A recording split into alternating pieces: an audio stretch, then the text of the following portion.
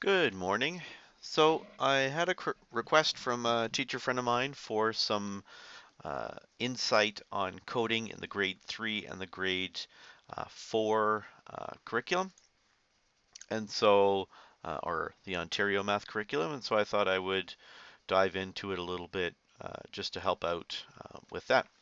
So here we are on the Ontario website, looking at the algebra C3, so the coding expectations. And then we see here, so solve problems and create computational representations of mathematical situations by writing and executing code using code or including code that involves sequential, concurrent, and repeating events.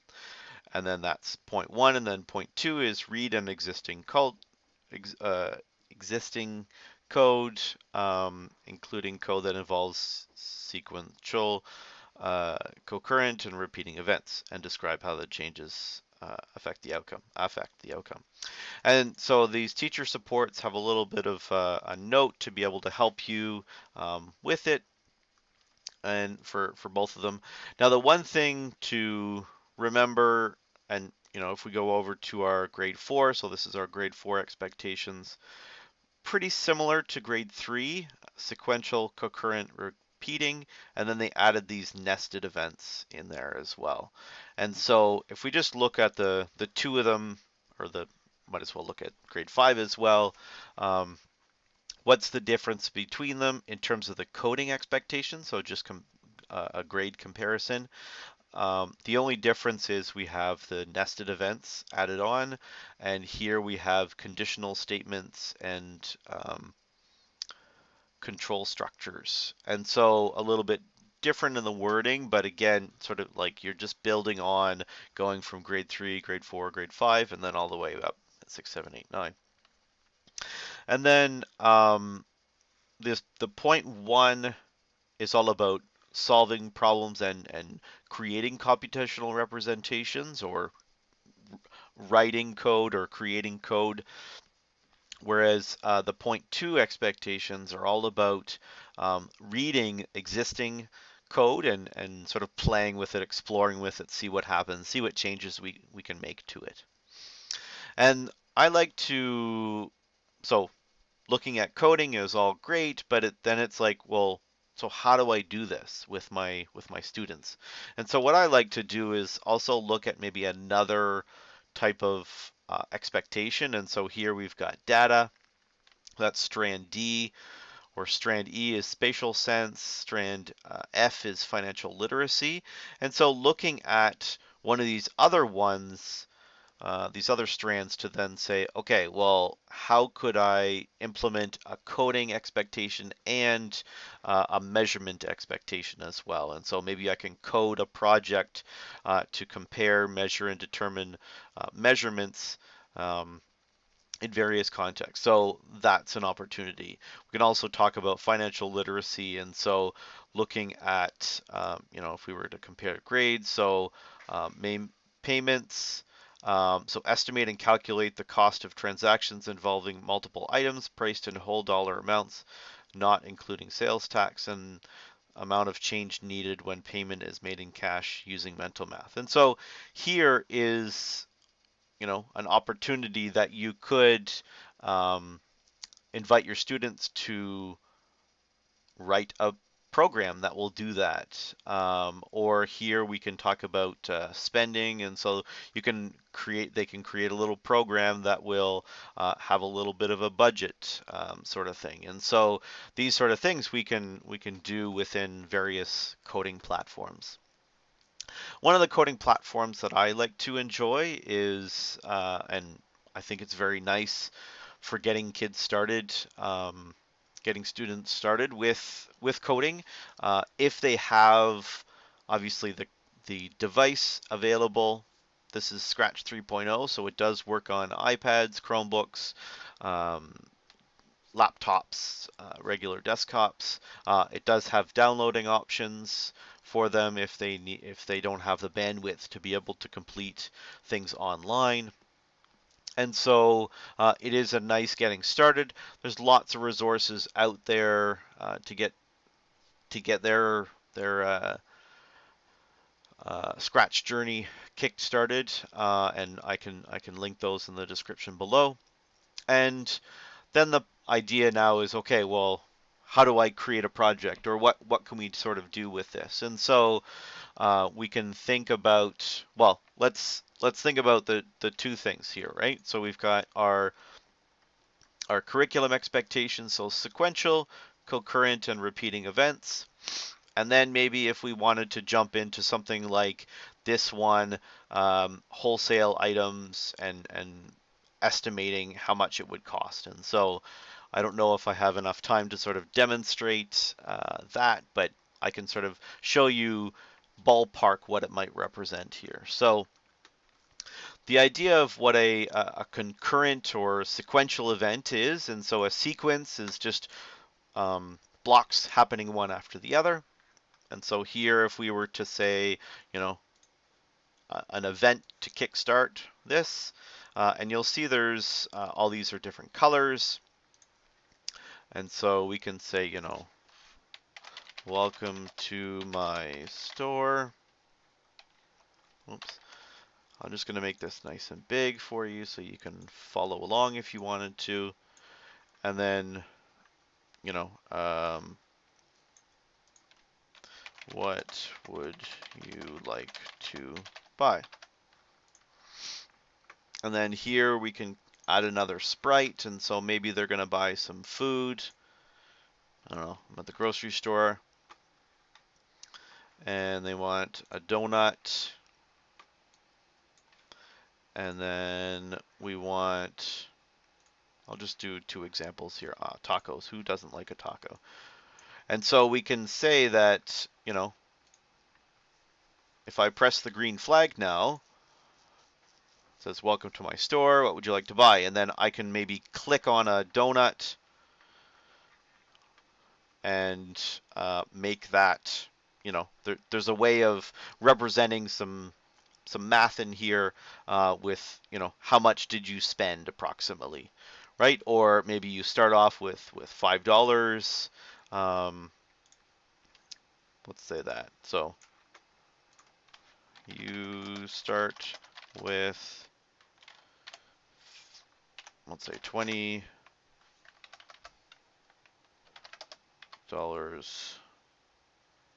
Buy some food. I don't know. Love to hear any comments or about it, and you know, then we can go from there.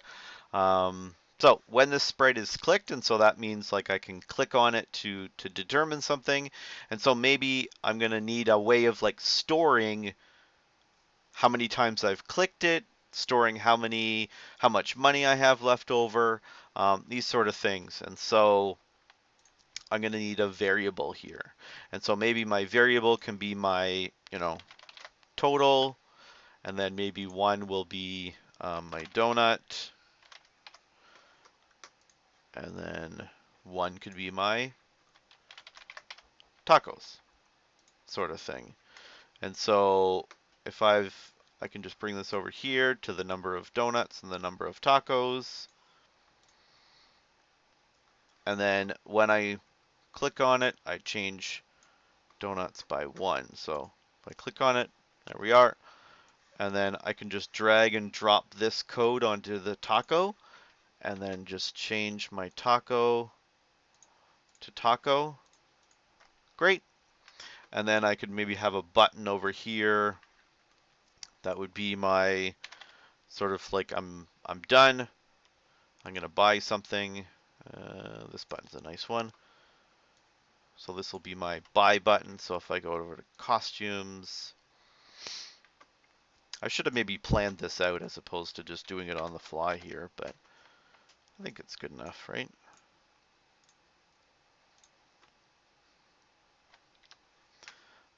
I like to have it centered, so there we are.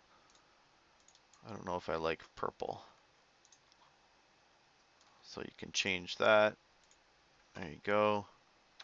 Great. All right. So when I click on this sprite, what are we going to do? Now we're going to display the total, right? So we can then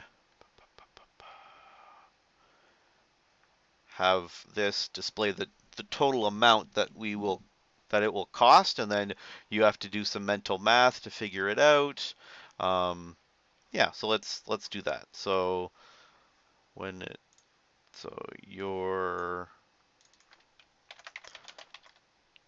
total bill is, and then we can take, we can say how much it is, right? So we can say that it is, and we got to do some math in here. So we've got that plus that. So we got that one, right? Because we got to do some math in terms of like our donut is going to cost a certain amount. I didn't even need that total there, but so donuts are, how much are the donuts? Maybe they're $2 or $1. Tacos are $2. And then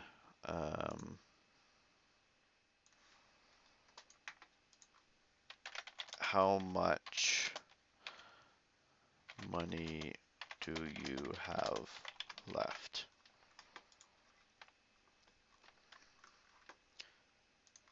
And then just as a reminder, from your $20.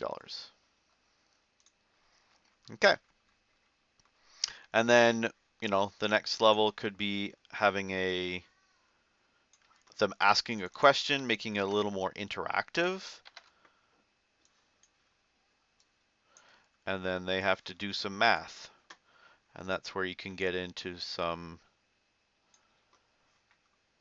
comparisons here. And so here we're doing a comparison. So if answer is equal to, and that's where we're going to do some more math. So we're going to have like, I guess this is where we should use the variable total. I think that makes more sense, because then we can make it easier for ourselves. So here we're going to set that to total, right? So the total, we're going to set it to donuts times $1 plus tacos times $2. Let's even check if that's right. I'm not worried about this right now. Let's just see if this total is correct. So if I can just turn on the total. So I'll press it. Welcome to my store. What would you like to buy? So I've already clicked on, so I got $2 or $20, two donuts and 2 tacos. So this is 2 times 1, which is 2. 2 times 2, which is 4. 2 plus 4 is 6. So if I click here, my total bill, so I have a 6 there. Perfect. And so, oh, I didn't say that. So your total bill is that. And then how much do you have left over? And so here I should write 14, because that's my mental math. But I didn't finish this yet, so let's do that now. We got total is equal to that. Right, so if answer is equal to total, no, that's not what I want. I want 20 minus total. Then I can say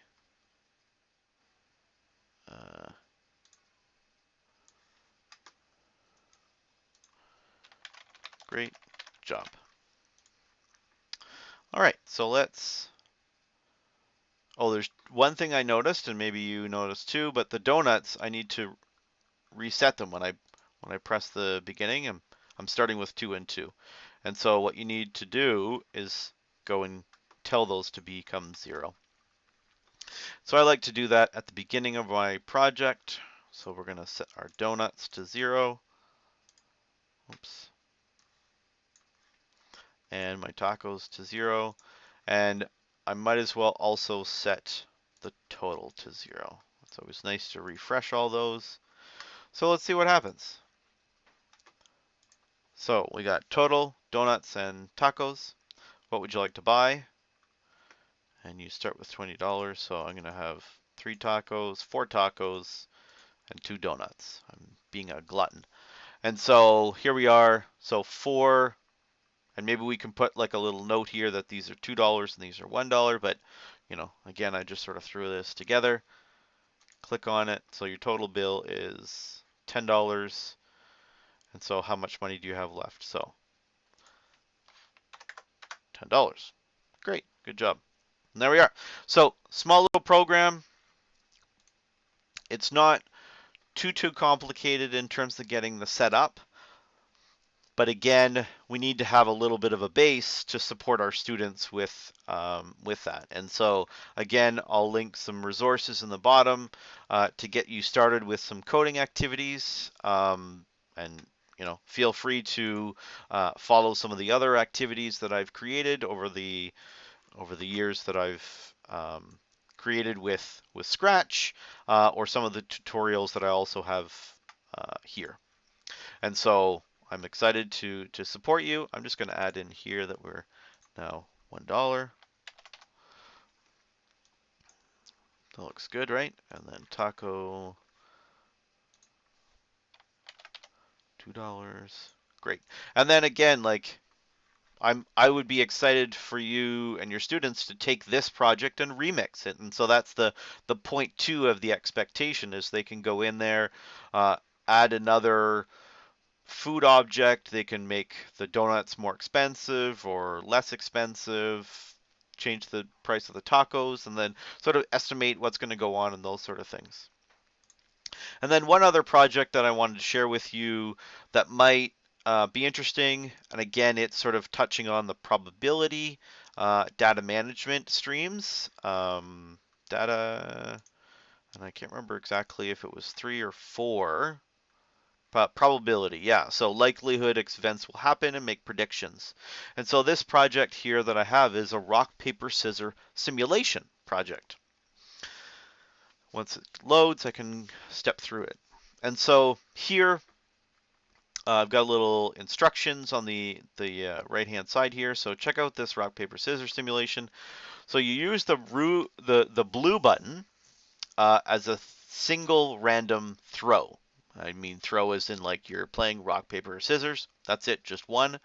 And then if you want to do like a larger number, then you use gray, and then it will actually have some input, and it will invite you to enter in a number, and then it will just go through the simulation for you. And so if I just make this nice and big, I press it, and then, well, let's just do this. So it goes through, it does rock, paper, or scissors. So it did rock. And so up on the top here, I've went ahead and I've looked at some of those probabilities. So right now, rock is 1 throw. Throws are equal to 1. So this is the total number here. And then this is the percentage. So right now, and I need to multiply this by 100, these numbers by 100. I remembered that there was an error or a miscode in my code here. So, but let's just do another throw. So now we got scissors. So now you can see that this is a 0.5, 0.5, or 50%, 50%. Out of 2 throws, 1 scissor, 1 rock. So based on what we would expect, this should be a paper, but it's not. It's scissors. So we can see that the numbers are starting to skew towards the scissors. And we got more scissors. But again, we've only thrown 5 times. Like, actually, that's weird that no paper has come up yet. I don't think I have an error in my code. But let's go find out. Oh, there it is. I knew I didn't have an error. Great. So as you can see, like, 1 out of 10 is sort of weird. But as we get more and more throws in there, we'll start to see them sort of level out. So there's another paper. So, but I can sit here forever and explore, but I'd rather do it like a lot. So let's do 1,000. So it just goes ahead and just starts doing it. So you can see here that even though like now we're in the 300 or almost now we're 300 range, we're starting to even out in terms of the amounts here. We got 150, 160, 170. So yes, paper was sort of low to begin with, and that seems to be coming into its own a little bit.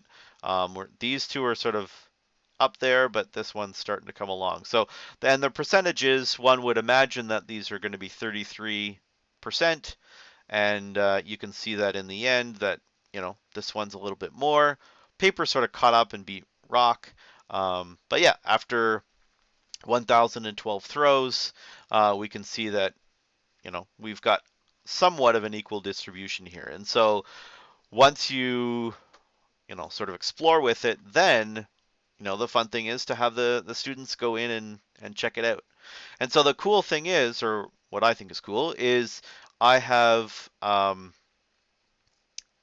gone ahead and done all of the coding for you, and I put it all within this scissors icon, and so you don't have to like jump around.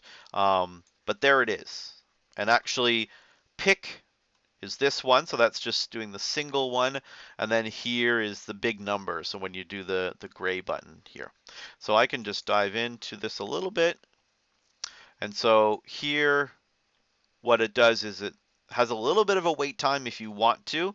Um, and the reason that there's the wait time is so that when you click on this, it will do this sort of like randomizing, not randomizing, but like slowly getting to one, which I liked. It sort of simulates you're at the casino or whatever. But anyway, so we start off with, and in the end, it will eventually pick on, 1, 2, or 3, um, based on the rock, paper, or scissors. So I think if you click on this one, yeah, so set item equal to 1, 2, or 3. So that's a pick random here.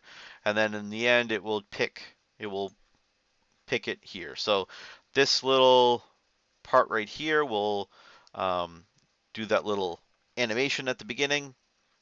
So you're doing your next costume, then eventually it will just pick 1, 2, or 3, and so we know which one it is, and then it changes the throws and sets the paper, rock, and scissors to be equal to those. And then this is where I needed to add multiply by 100, so I'll just do that right now. And so that's that. That's the project I wanted to show you, to highlight some of these cool things that you can do with coding in the classroom. And specifically these are 3 and 4 activities, or could be if you wanted to explore that. So again, thanks very much for watching, and if you have any questions, please feel free to reach out. Bye for now, and happy coding!